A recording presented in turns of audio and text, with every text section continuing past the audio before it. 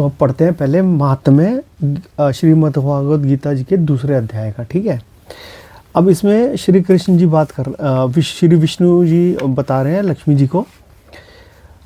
प्रथम अध्याय के महात्म्य का उत्तम उपाख्यान मैंने तुम्हें सुना दिया। अब अन्य अध्यायों के महात्म्य श्रवण करो। दक्षिण दिशा में वेदवेता ब्राह्मणों के पुरंदरपुर नामक नगर में श्रीमान देव शर्मा नामक एक विद्वान ब्राह्मण रहते थे। वे अतिथियों के पूजक, स्वाध्यायशील, वेद शास्त्रों के विशेषज्ञ, यज्ञों का अनुष्ठान करने वाले और तपस्वियों के सदा ही प्रिय थे। उन्होंने उत्तम द्रव्यों के द्वारा अग्नि में हवन करके दीर्घ काल तक देवताओं को तृप्त किया, किंतु उन धर्मात्मा ब्राह्मण को कभी सदा रहने वाली शांति न मिली। वे परम कल्याण में तत्व को ज्ञान प्राप्त करने की इच्छा से प्रतिदिन प्रचुर सामग्रियों के द्वारा सत्य संकल्प वाले तपस्वियों की सेवा करने लगे। इस प्रकार शुभ आचरण करते हुए उन्हें बहुत समय बीत गया। तदंतर एक दिन पृथ्वी पर उनके समक्ष एक त्यागी महात्मा प्रकट हुए। वे पूर्ण अनुभवी, आकांक्षा रहित, नासिका के अग्रभाग पर दृष्टि रखने वाले तथा शांत चित्त थे। निरंतर परमात्मा के चिंतन में संलग्न हो वे सदा आनंद विभोर रहते थे। देव शर्मा ने उन नित्य संतुष्ट तपस्वी को शुद्ध भाव से प्रणाम किया और पूछा, महात्मन, मुझे शांतिमयी स्थिति कैसे प्राप्त होगी? तब उन आत्मज्ञानी संत ने देव शर्मा को सौपुर ग्राम के निवासी मित्रवान का, जो बकरियों का चरवाहा था, परिचय दिया और कहा, वही तुम्हें यह उपदेश देगा। अब देखो यहाँ पे एक संत बोल रहे हैं कि आपको ना एक चरवाहा आपको उपदेश देगा। यहाँ पे उन्होंने किसी ब्राह्मण के पास नहीं भेजा है। ठीक है, यह सुनकर देव शर्मा ने महात्मा के चरणों की वंदना की और समृद्धिशाली सौपुर ग्राम में पहुंचकर उसके उत्तर भाग में एक विशाल वन देखा। उसी वन में नदी के किनारे एक शिला पर मित्रवान बैठा था। उसके नेत्र आनंद तिरेक से निश्चल हो रहे थे। वह अपलक दृष्टि से देख रहा था। अपलक मतलब टकटकी लगा के ऐसे लगातार देख रहा था। ठीक है, बिना पलक झपके। वह स्थान आपस का स्वाभाविक वैर छोड़कर एकत्रित हुए परस्पर विरोधी जंतुओं से घिरा था। यानी कि शेर, हिरण सब कुछ एक ही जगह, एक ही स्थान पे थे। वहाँ उद्यान में मंद मंद वायु चल रही थी। मृगों के झुंड शांत भाव से बैठे थे और मित्रवान दया से भरी हुई आनंदमयी मनोहारिणी दृष्टि से पृथ्वी पर मानो अमृत छिड़क रहा था। इस रूप में उसे देखकर देव शर्मा का मन प्रसन्न हो गया। वे उत्सुक होकर बड़े विनय के साथ मित्रवान के पास गए। मित्रवान ने भी अपने मस्तक को किंचित नवाकर देव शर्मा का सत्कार किया। तदंतर विद्वान देव शर्मा अनन्य चित्त से मित्रवान के समीप गए और जब उसके ध्यान का समय समाप्त हो गया, उस समय उन्होंने अपने मन की बात पूछी। अब यहाँ पे देव शर्मा जी वो चरवाहे से पूछ रहे हैं, हे महाभाग, मैं आत्मा का ज्ञान प्राप्त करना चाहता हूँ। मेरे इस मनोरथ की पूर्ति के लिए मुझे किसी ऐसे उपाय का उपदेश कीजिए जिसके द्वारा सिद्धि प्राप्त हो चुकी हो। देव शर्मा की बात सुनकर मित्रवान ने एक क्षण तक कुछ विचार किया। उसके बाद इस प्रकार कहा, विद्वान, एक समय की बात है, मैं वन के भीतर बकरियों की रक्षा कर रहा था। इतने में ही एक भयंकर व्याघ्र मतलब शेर, व्याघ्र पर मेरी दृष्टि पड़ी, जो मानो सबको खा लेना चाहता था। मैं मृत्यु से डरता था, इसलिए शेर को आते देख बकरियों के झुंड के वो आगे करके वहाँ से भाग चला। किंतु एक बकरी तुरंत ही सारा भय छोड़कर नदी के किनारे उस बाघ के पास बेरोक टोक चली गई। फिर तो व्याघ्र भी द्वेष छोड़कर चुपचाप खड़ा हो गया। उसे इस अवस्था में देखकर बकरी बोली, शेर, तुम्हें तो अभीष्ट भोजन प्राप्त हुआ है। मेरे शरीर से मांस निकालकर प्रेम पूर्वक खाओ ना। तुम इतनी देर से खड़े क्यों हो? तुम्हारे मन में मुझे खाने का विचार क्यों नहीं आ रहा? तो अब यहाँ पे शेर और बकरी की वार्तालाप चल रही है। तो शेर बोल रहा है, बकरी, इस स्थान पर आते ही मेरे मन से द्वेष का भाव निकल गया। भूख प्यास भी मिट गई, इसलिए पास आने पर भी अब मैं तुझे नहीं खाना चाहता।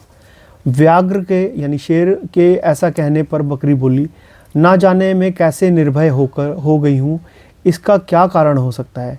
यदि तुम जानते हो तो बताओ। यह सुनकर व्याघ्र ने कहा, मैं भी नहीं जानता। चलो सामने खड़े हुए इन महापुरुष से पूछे। अब ये उस गडरिये की बात कर रहे हैं, जो चरवाहा है, जो उसकी बात कर रहे हैं, उसको महापुरुष बोल रहे हैं शेर। ऐसा निश्चय करके वे दोनों वहाँ से चल दिए। उन दोनों के स्वभाव में यह विचित्र परिवर्तन देखकर मैं बहुत विस्मय में पड़ा था।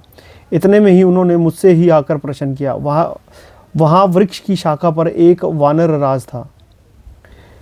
उन दोनों के साथ मैंने भी वानर राज से पूछा, विप्रवर। मेरे पूछने पर वानर राज ने आदरपूर्वक कहा, अजापाल सुनो, इस विषय में मैं तुम्हें वृतांत सुनाता हूँ। यह सामने वन के भीतर जो बहुत बड़ा मंदिर है, उसकी ओर देखो। इसमें ब्रह्मा जी का स्थापित किया हुआ एक शिवलिंग है। पूर्व काल में यहाँ सुकर्मा नामक एक बुद्धिमान महात्मा रहते थे, जो तपस्या में संलग्न होकर इस मंदिर में उपासना करते थे। वे वन में फूलों का संग्रह कर लाते और नदी के जल से पूजनीय भगवान शंकर को स्नान कराकर उन्हीं से उनकी पूजा किया करते थे। इस प्रकार आराधना का कार्य करते हुए सुकर्मा यहाँ निवास करते थे। बहुत समय के बाद उनके समीप किसी अतिथि का आगमन हुआ। सुकर्मा ने भोजन के लिए फल लाकर अतिथि को अर्पण किया और कहा, विद्वान, मैं केवल तत्व ज्ञान की इच्छा से भगवान शंकर की आराधना करता हूँ। आज इस आराधना का फल परिपक्व होकर मुझे मिल गया, क्योंकि इस समय आप जैसे महापुरुष ने मुझ पर अनुग्रह किया है। सुकर्मा के ये मधुर वचन सुनकर तपस्या के धनी महात्मा अतिथि को बड़ी प्रसन्नता हुई। उन्होंने एक शिलाखंड पर गीता का दूसरा अध्याय लिख दिया और ब्राह्मण को उसके पाठ एवं अभ्यास के लिए आज्ञा देते हैं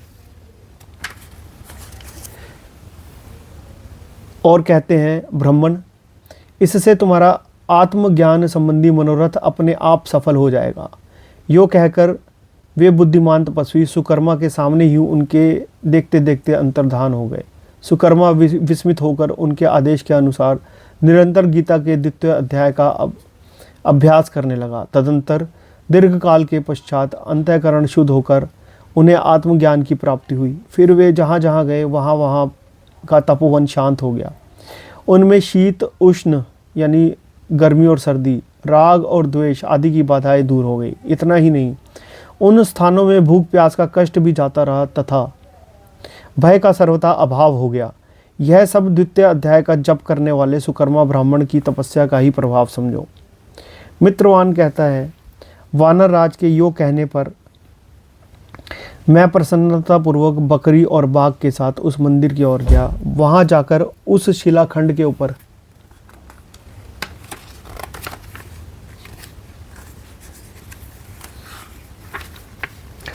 लिखे हुए गीता के द्वितीय अध्याय को मैंने देखा और पढ़ा। उसी की आवृत्ति करने से मैंने तपस्या का पार पा लिया। अतः भद्र पुरुष, तुम भी सदा द्वितीय अध्याय की ही आवृत्ति किया करो। ऐसा करने पर मुक्ति तुमसे दूर नहीं रहेगी। अब यहाँ पर विष्णु जी वापस लक्ष्मी जी को एड्रेस कर रहे हैं। प्रिय मित्रवान के इस प्रकार आदेश देने पर देव शर्मा ने उसका पूजन किया और उसे प्रणाम करके पुरंदरपुर की राह ली। वहाँ किसी देवालय से पूर्वोक्त आत्मज्ञानी महात्मा को पाकर उन्होंने यह सारा वृतांत निवेदन किया और सबसे पहले उन्हीं से द्वितीय अध्याय को पढ़ा। उनसे उपदेश पाकर शुद्ध अंतःकरण वाले देव शर्मा प्रतिदिन बड़ी श्रद्धा के साथ द्वितीय अध्याय का पाठ करने लगे। तब से उन्होंने अन्वद्य परम पद को प्राप्त कर लिया। लक्ष्मी जी, यह द्वितीय अध्याय का उपाख्यान कहा गया है। तो अब इसमें ना कई कहानियाँ मिक्स हैं। अगर आप इसको ना वीडियो को रिपीट करके सुनना एक बार। अगर कुछ नहीं समझ आता ना तो आप कमेंट डाल देना और मैं आपको वो एक्सप्लेन कर दूंगा। इसमें ऐसा है, आपको समझ नहीं आएगा शायद कि विष्णु जी लक्ष्मी जी को एक कहानी सुना रहे हैं, फिर कहानी के अंदर भी एक कहानी चल रही है। ये ईजी है, पर अगर आपको नहीं समझ आया तो आप बताना, मैं इसकी एक्सप्लेनेशन वीडियो फिर से डाल दूंगा। ठीक है, अब इस वीडियो को मैं बंद करूंगा। इसके बाद में सेकंड चैप्टर पढ़ूंगा। अभी ये महात्म्य था। महात्म्य क्या होता है कि अगर आप सेकंड चैप्टर को पढ़ते हो और लगातार पढ़ते हो तो उसके आपको क्या क्या फल मिलते हैं। तो ये उसके बारे में, महात्म्य का मतलब ये होता है कि आपको क्या फल मिलेगा, उसका क्या आपको अच्छा परिणाम मिलेगा। ठीक है, धन्यवाद।